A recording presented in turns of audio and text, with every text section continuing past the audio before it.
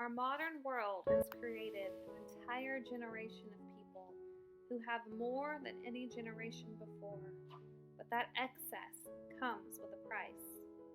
We now have a generation who has lost touch with nature. There's no need to grow our own food anymore, so we don't. Many don't even understand where the food on their table actually comes from. Anxiety now rules so many lives.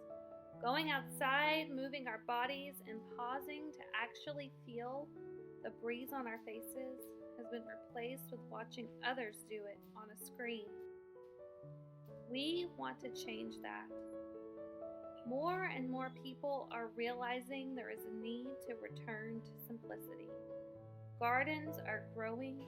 Children are still riding on bikes and playing on the swing set. There's bread to be made, pies to bake, and delicious home-cooked food to serve to our families. We are living our faith, keenly observing the natural world and simplifying our lives. Won't you join us?